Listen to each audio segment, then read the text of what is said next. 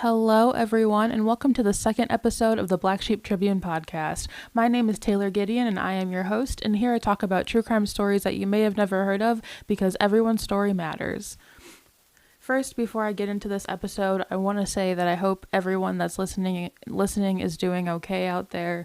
I know it's been a tough time for everyone lately, so I hope that things are at least going okay for you and you're at least getting by. And if you're not, I hope that things get better for you soon, and I hope that all this craziness is over soon so we can all hopefully go back to a somewhat normal life. I guess it probably won't ever be exactly the same as it was, but, a somewhat normal existence. Like I said in the last episode, I'm an essential worker, so I'm not able to stay home all the time. But when I'm not at work, I do try to stay home as much as possible. And since I run a blog and a podcast, it's honestly not hard to do. A lot of things that I do outside of work, I can do at home, obviously, and I have been since I started. So my podcast and the blog have really helped me through this time and kind of given me like a little bit of an escape from all this craziness and everything. So I hope that maybe you guys have something like that too, that gives you a little bit of an escape. Maybe something you can work on, or just, I don't know, a book or whatever it might be. But I hope you're at least able to find some kind of refuge in something, at least for a little bit. And I hope that this podcast and this episode can hopefully be something like that for you. I definitely want this to be just something that you can just take your mind off of everything else going on in your life for just maybe 30 minutes or an hour or however long. Another thing that I do want to mention before I get into all the stories I'm going to cover on this episode. Oh, by the way, this episode is an ongoing affairs episode. So basically what that is just like a news, kind of a news style episode. So I'm just going to cover about 4 cases on this episode.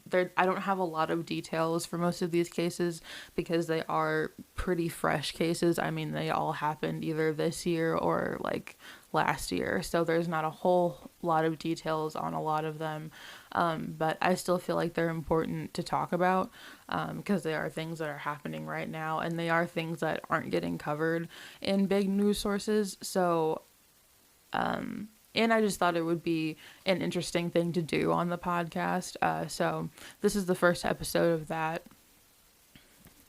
And if you haven't read my most recent blog post, it is up on WordPress right now. It is about Jada Kyle. I actually was going to mention her or talk about her case in this episode of the ongoing affairs. But I actually decided to pull just a little bit that I was going to cover in this episode about her case. I decided to pull that out, and I'm just going to go ahead and cover the case fully at the end of the month. When I first started the podcast, I planned to just go in order of the cases that I had been covering on the blog, like just because I was like, well, why not? I'll just go in order. But there wasn't really any other particular rhyme or reason to that, and I feel like it's kind of more important to go ahead and talk about her case right now, and hopefully give it some more traction and circulate it some more.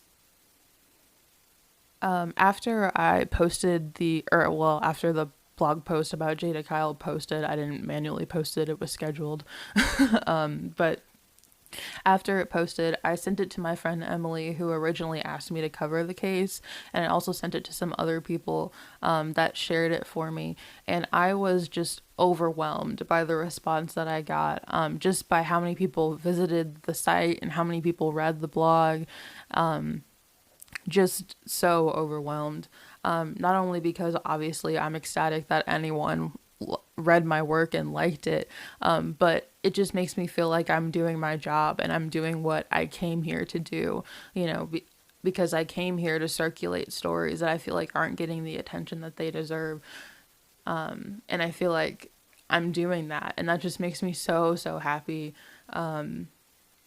So just anyone who read it, anyone who liked it, anyone who commented on it, shared it, whatever, thank you so, so much. Seriously, I'm so overwhelmed by how many people it reached.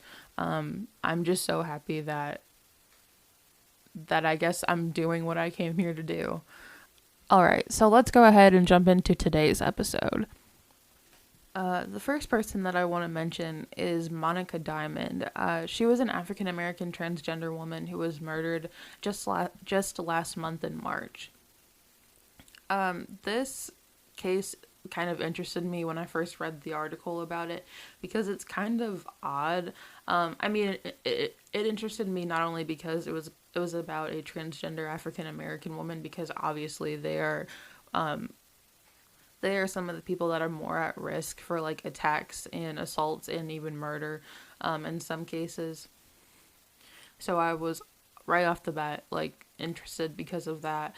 But I was also interested in this case because her murder took place in an ambulance, which I thought was super odd.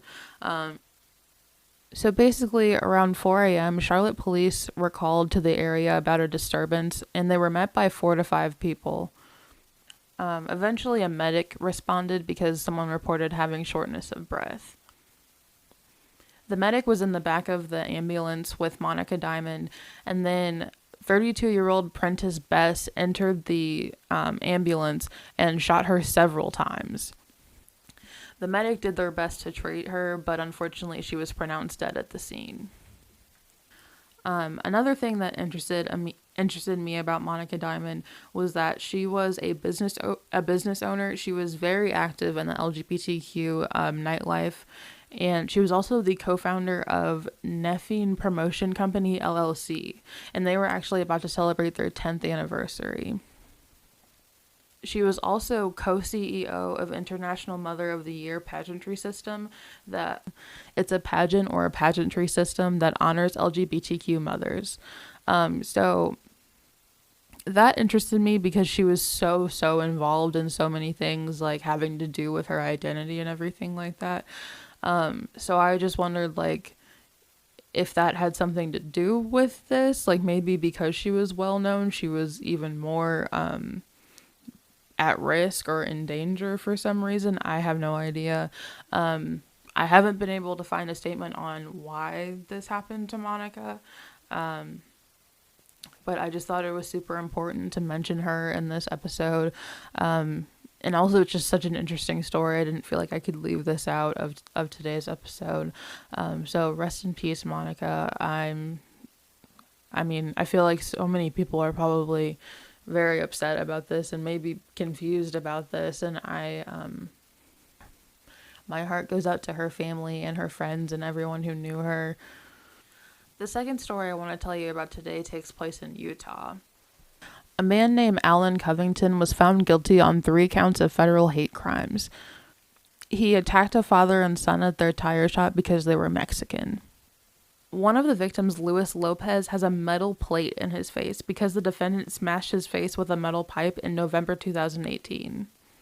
Alan Covington is now convicted of trying to kill Luis Lopez and attacking his father and his uncle. Luis Lopez says he may never fully recover from this and that he doesn't go out much anymore, and when he does, he's very paranoid. There's a quote from him that says, "After what happened to me, it opened my eyes of what's going on in the world, and it just seemed like a lot more cases like mine were coming up, not only around the world, but here in Utah." Alan Covington now faces life in prison, although no sentencing date has been set yet. The day of the attack, he actually went by a vacuum repair place and a hair salon before showing up to the tire shop. And he already had a metal pipe on his shoulder and a hatchet in his waistband. And before attacking Luis Lopez and his father and uncle, he said that he was there to kill Mexicans. Another tire shop owner said he stopped by his shop 3 days before and made similar statements, but he then left after the shop owner clarified that he was Venezuelan. So his defense team argued that he never actually had an issue with like Mexicans in general, but he had an issue with like the Mexican mafia or the cartel. and that he believes that they were the ones that killed his daughter and kidnapped his family. They also say that his ex-wife was Mexican and apparently said that he never had any prejudice against Mexicans. They also claim that even though his statements were wrong, they weren't motivated by hate. They also say that he only attacked the Lopez family because they surrounded him. Jose Lopez says he was eating lunch with Luis when a man started yelling that he wanted to kill Mexicans and that Luis killed his daughter. Jose and Luis could see that the man had weapons like the metal pipe and the hatchet in his waistband. So Luis ran into the shop and got a metal pipe, but then he dropped it when Alan Covington attacked him. Luis later got surgery for a shattered cheekbone, and Jose had bruising on his back. It's also been said that Luis has suffered memory loss issues, dropped out of school, and hasn't returned to the shop since. Jose also had to get 11 stitches in his arm. When I first read about this story, I thought it was not only ignorant and like an absolutely like senseless crime, but also I was just taken aback by what the defense team tried to say. I don't think that the fact that he was married to a Mexican woman before has anything to do with his overall outlook on Mexicans.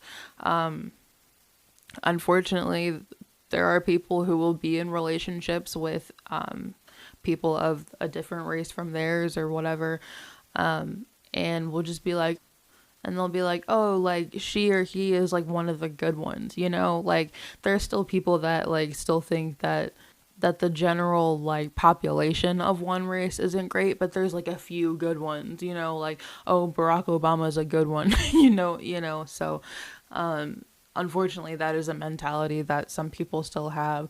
So I don't think that really says anything about like his outlook on Mexicans as a whole. Does it help his case? Sure.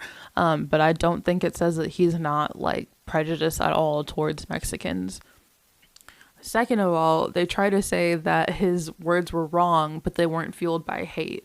Coming up to someone and say, hey, I want to kill you because you're Mexican, that's pretty much that's as straightforward as it gets as far as like hate speech or like, you know, showing proof of hate being there, like being involved in the situation. So I just thought that was absolutely ridiculous. But it just made me feel so bad for the Lopez family. I hope that they are all able to recover soon, at least as much as they can. I hope that Luis is able to return to school and to the shop if that's what he wants to do. And I just hope that overall, things get better for them and that things like this do not happen to them anymore. All right, story number 3 that I want to tell you about takes place in Boston, Massachusetts. 2 women are facing hate crime charges for attacking a woman and her daughter for speaking Spanish. Their names are Jenny Lee Enamorati, I hope I said that right, and then Stephanie Armstrong, and they're both 25 and from Revere. They both pleaded not guilty to felony charges of violating constitutional rights with bodily injury and misdemeanor assault and battery. The victims are a 46-year-old woman and her 15-year-old daughter. I guess they didn't want to give their first names, so all that we know is that their last name is Vasquez. They say they were randomly attacked on February 15th while headed home from dinner in their mainly Latino neighborhood. They say the woman shouted, "This is America. Speak English. Go back to your country," while they kicked, punched, and bit them. One of the lawyers for one of the defendants said that she has no record and that she's an openly lesbian woman and that she always advocates for people like her, and that she is very upset about this. The other lawyer of the other defendant says that this treatment is unfair because now the client is looked at as a racist.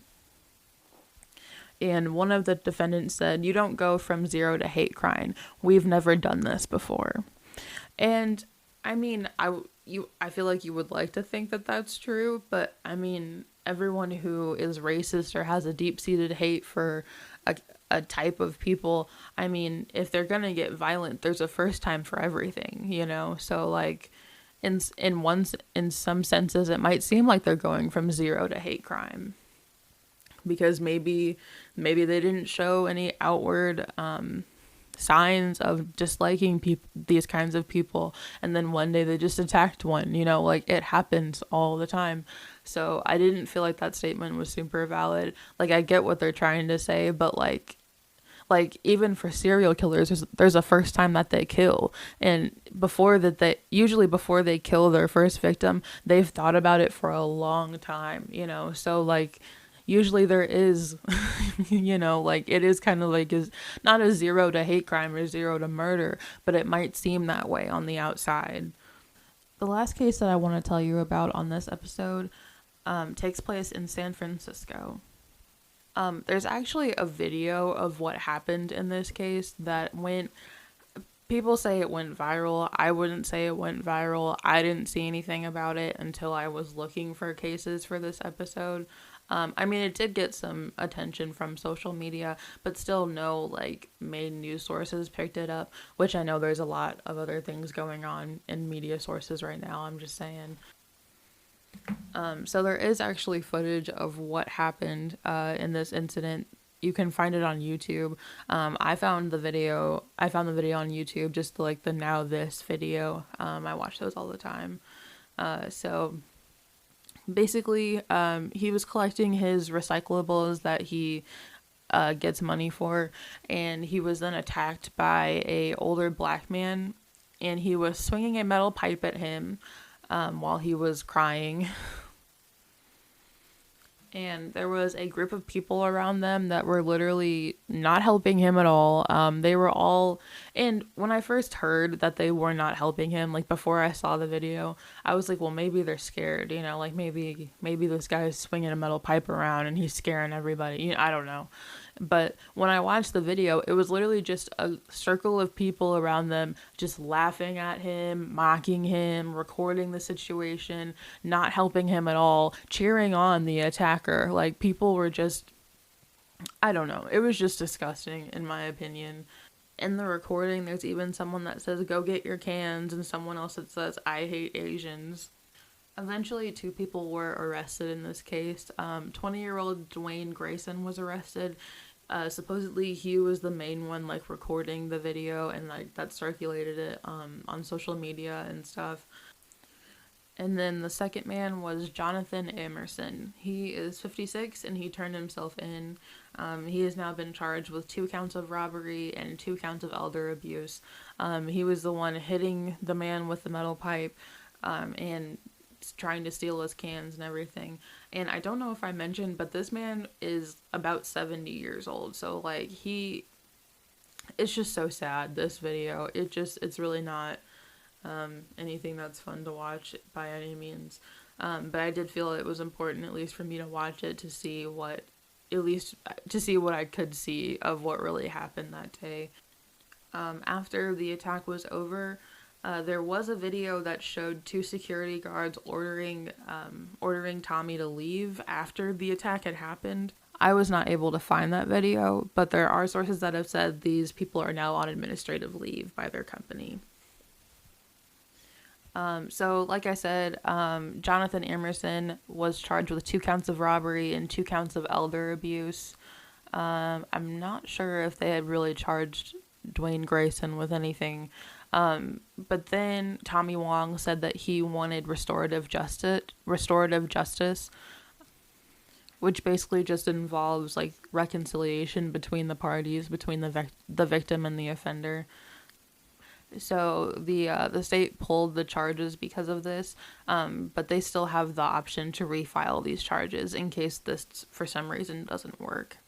Which I feel is so nice of him. Like, I feel like that never happens. People are always like, put them away, lock them up for what they did to me, which I totally get that too, So I feel like that he's doing them a favor by being like, I just want restorative justice. I want some kind of, something to be worked out, I suppose, between the 2 of them, or the 3 of them, if you include Dwayne Grayson. There were also sources that reported that Jonathan Emerson had done the same thing to Tommy Wong just 2 months earlier. All right, folks, that is all I've got for you for this episode. Like I said, if you haven't read the blog post about Jada Kyle yet, it is live and on WordPress right now. You can go read it on the blog. And the podcast episode dedicated just to her case is coming at the end of this month on April 26th. Other than that, please stay safe and take care of yourselves, and please come back and visit soon to hear about the next Black Sheep Tribune case.